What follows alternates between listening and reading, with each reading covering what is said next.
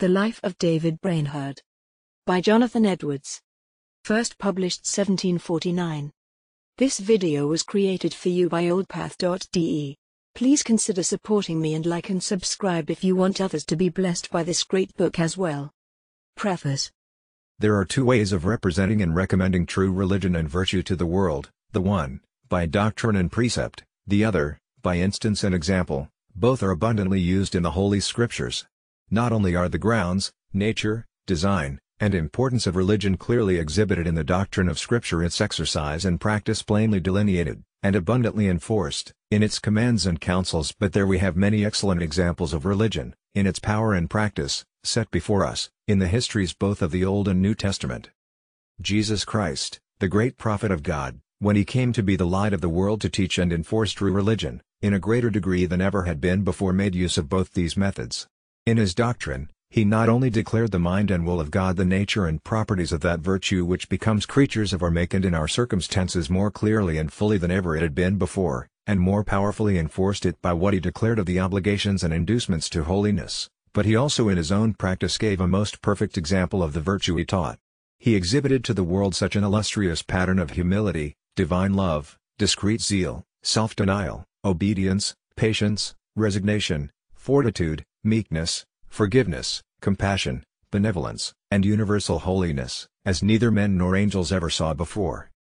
God also in his providence has been wont to make use of both these methods to hold forth light to mankind, and inducements to their duty, in all ages. He has from time to time raised up eminent teachers, to exhibit and bear testimony to the truth by their doctrine, and to oppose the errors, darkness, and wickedness of the world, and he has also raised up some eminent persons who have set bright examples of that religion which is taught and prescribed in the Word of God, whose examples have, in the course of divine providence, been set forth to public view. These have a great tendency both to engage the attention of men to the doctrine and rules taught, and also to confirm and enforce them, especially when these bright examples have been exhibited in the same persons who have been eminent teachers. Hereby the world has had opportunity to see a confirmation of the truth, efficacy, and amiableness of the religion taught, in the practice of the same persons who have most clearly and forcibly taught it, and above all, when these bright examples have been set by eminent teachers, in a variety of unusual circumstances of remarkable trial, and when God has withal remarkably distinguished them with wonderful success of their instructions and labors.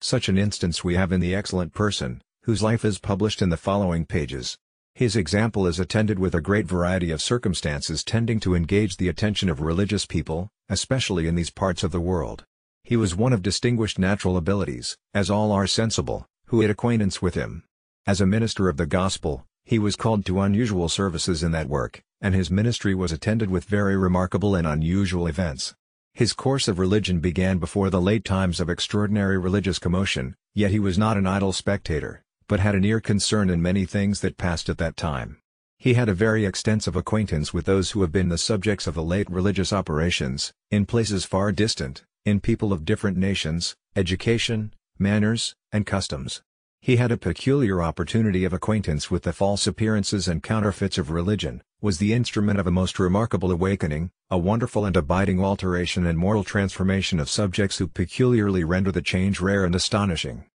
In the following account, the reader will have an opportunity to see, not only what were the external circumstances and remarkable incidents of the life of this person, and how he spent his time from day to day, as to his external behavior, but also what passed in his own heart.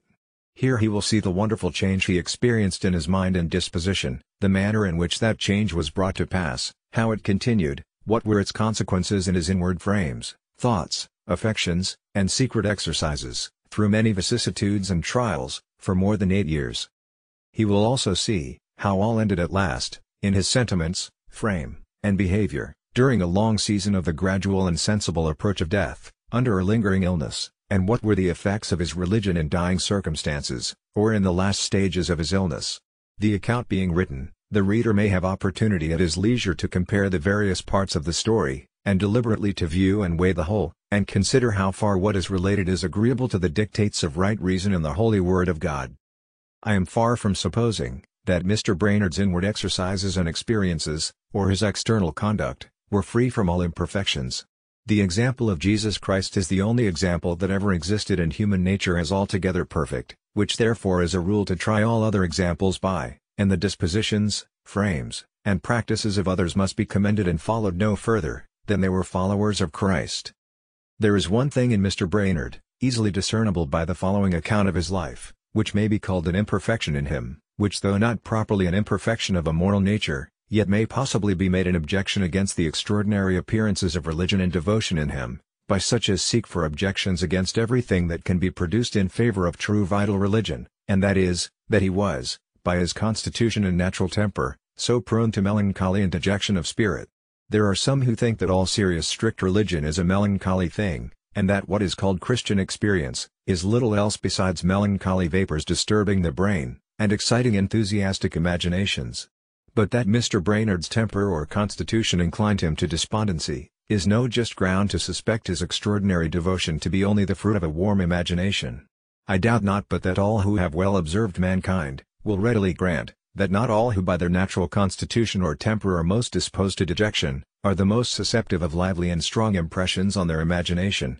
or the most subject to those vehement affections, which are the fruits of such impressions. But they must well know, that many who are of a very gay and sanguine natural temper are vastly more so, and if their affections are turned into a religious channel, are much more exposed to enthusiasm, than many of the former. As to Mr. Brainerd in particular, notwithstanding his inclination to despondency, he was evidently one of those who usually are the furthest from a teeming imagination, being of a penetrating genius, of clear thought, of close reasoning, and a very exact judgment, as all know, who knew him. As he had a great insight into human nature, and was very discerning and judicious in general, so he excelled in his judgment and knowledge in divinity, but especially in things appertaining to inward experimental religion. He most accurately distinguished between real, solid piety, and enthusiasm, between those affections that are rational and scriptural having their foundation in light and judgment and those that are founded in whimsical conceits, strong impressions on the imagination, and vehement emotions of the animal spirits.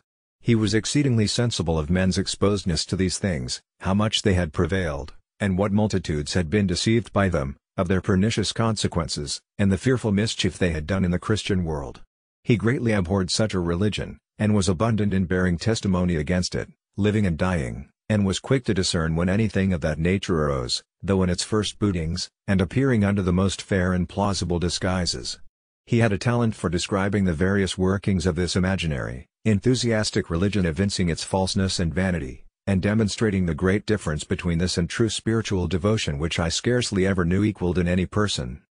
His judiciousness did not only appear in distinguishing among the experiences of others, but also among the various exercises of his own mind, particularly in discerning what within himself was to be laid to the score of melancholy, in which he exceeded all melancholy persons that ever I was acquainted with. This was doubtless owing to a peculiar strength in his judgment, for it is a rare thing indeed, that melancholy people are well sensible of their own disease, and fully convinced that such and such things are to be ascribed to it, as are its genuine operations and fruits. Mr. Brainerd did not obtain that degree of skill at once, but gradually, as the reader may discern by the following account of his life. In the former part of his religious course, he imputed much of that kind of gloominess of mind and those dark thoughts to spiritual desertion, which in the latter part of his life he was abundantly sensible were owing to the disease of melancholy. Accordingly he often expressly speaks of them in his diary as arising from this cause. He often in conversation spoke of the difference between melancholy and godly sorrow, true humiliation and spiritual desertion, and the great danger of mistaking the one for the other, and the very hurtful nature of melancholy, discoursing with great judgment upon it, and doubtless much more judiciously for what he knew by his own experience. But besides what may be argued from Mr. Brainerd's strength of judgment, it is apparent in fact, that he was not a person of a warm imagination. His inward experiences, whether in his convictions or his conversion, and his religious views and impressions through the course of his life, were not excited by strong and lively images formed in his imagination. Nothing at all appears of it in his diary from beginning to end. He told me on his deathbed, that although once, when he was very young in years and experience, he was deceived into a high opinion of such things, looking on them as superior attainments in religion, beyond what he had ever arrived at, was ambitious of them, and earnestly sought them, yet he never could obtain them. He moreover declared, that he never in his life had a strong impression on his imagination, of any outward form, external glory, or anything of that nature, which kind of impressions abound among enthusiastic people. As Mr. Brainerd's religious impressions, views, and affections in their nature were vastly different from enthusiasm, so were their effects in him as contrary to it as possible. Nothing like enthusiasm puffs men up with a high conceit of their own wisdom, holiness, eminence, and sufficiency, and makes them so bold, forward, assuming, and arrogant.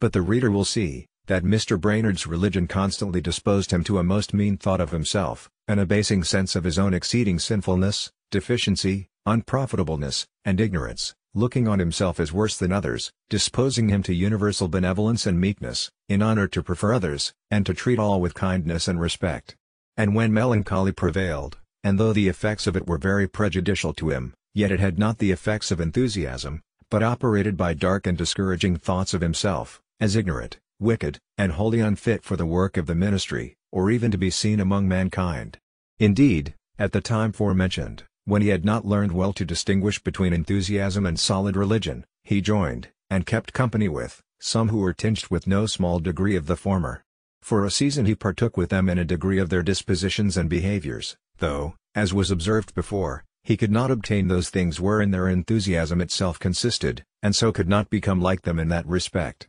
however he erroneously desired and sought it. But certainly it is not at all to be wondered at, that a youth, a young convert, one who had his heart so swallowed up in religion, and who so earnestly desired his flourishing state and who had so little opportunity for reading, observation, and experience should for a while be dazzled and deceived with the glaring appearances of mistaken devotion and zeal, especially considering the extraordinary circumstances of that day. He told me on his deathbed, that while he was in these circumstances he was out of his element, and did violence to himself, while complying, in his conduct, with persons of a fierce and imprudent zeal, from his great veneration of some whom he looked upon as better than himself. So that it would be very unreasonable, that his error at that time should nevertheless be esteemed a just ground of prejudice against the whole of his religion, and his character in general, especially considering how greatly his mind was soon changed, and how exceedingly he afterwards lamented his error, and abhorred himself for his imprudent zeal and misconduct at that time, even to the breaking of his heart, and almost to the overbearing of his natural strength, and how much of a Christian spirit he showed, in condemning himself for that misconduct, as the reader will see. What has been now mentioned of Mr. Brainerd, is so far from being a just ground of prejudice against what is related in the following account of his life, that, if duly considered, it will render the history the more serviceable. For by his thus joining for a season with enthusiasts, he had a more full and intimate acquaintance with what belonged to that sort of religion, and so was under better advantages to judge of the difference between that, and what he finally approved, and strove to his utmost to promote, in opposition to it. And hereby the reader has the more to convince him that Mr. Brainerd, in his testimony against it, and the spirit and behavior of those who are influenced by it, speaks from impartial conviction, and not from prejudice, because therein he openly condemns his own former opinion and conduct, on account of which he had greatly suffered from his opposers, and for which some continued to reproach him as long as he lived. Another imperfection in Mr. Brainerd, which may be observed in the following account of his life, was his being excessive in his labors, not taking due care to proportion his fatigues to his strength. Indeed the case was very often such, by the seeming calls of Providence, as made it extremely difficult for him to avoid doing more than his strength would well admit of. Yea, his circumstances and the business of his mission among the Indians were such, that great fatigues and hardships were altogether inevitable. However, he was finally convinced, that he had erred in this matter, and that he ought to have taken more thorough care, and been more resolute to withstand temptations to such degrees of labor as injured his health, and accordingly warned his brother, who succeeds him in his mission, to be careful to avoid this error. Besides the imperfections already mentioned, it is readily allowed, that there were some imperfections which ran through his whole life, and were mixed with all his religious affections and exercises, some mixture of what was natural with that which was spiritual, as it evermore is in the best saints in this world. Doubtless, natural temper had some influence in the religious exercises and experiences of Mr. Brainerd, as there most apparently was in the exercises of devout David, and the apostles Peter, John, and Paul. There was undoubtedly very often some influence of his natural disposition to dejection, in his religious mourning, some mixture of melancholy with truly godly sorrow and real Christian humility, some mixture of the natural fire of youth with his holy zeal for God, and some influence of natural principles mixed with grace in various other respects, as it ever was and ever will be with the saints while on this side heaven. Perhaps none were more sensible of Mr. Brainerd's imperfections than he himself, or could distinguish more accurately than he, between what was natural and what was spiritual. It is easy for the judicious reader to observe, that his graces ripened, the religious exercises of his heart became more and more pure, and he more and more distinguished in his judgment, the longer he lived. He had much to teach and purify him, and he failed not to make his advantage. But notwithstanding all these imperfections, I am persuaded every pious and judicious reader will acknowledge, that what is here set before him is indeed a remarkable instance of true and eminent Christian piety in heart and practice, tending greatly to confirm the reality of vital religion, and the power of godliness, that it is most worthy of imitation, and many ways calculated to promote the spiritual benefit of the careful observer.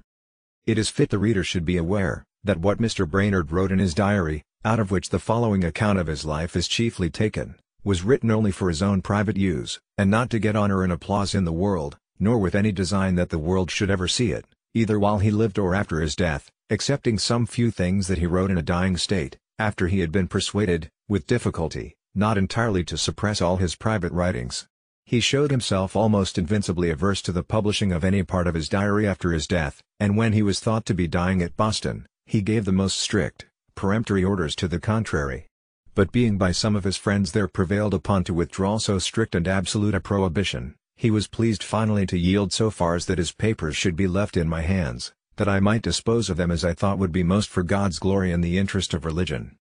But a few days before his death, he ordered some part of his diary to be destroyed, which renders the account of his life the less complete. And there are some parts of his diary here left out for brevity's sake, that would, I am sensible, have been a great advantage to the history, if they had been inserted, particularly the account of his wonderful successes among the Indians, which for substance is the same in his private diary with that which has already been made public, in the journal he kept by order of the Society in Scotland, for their information. That account, I am of opinion, would be more entertaining and more profitable, if it were published as it is written in his diary, in connection with his secret religion and the inward exercises of his mind, and also with the preceding and following parts of the story of his life.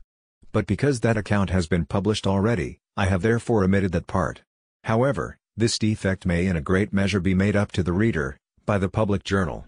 But it is time to end this preface, that the reader may be no longer detained from the history itself.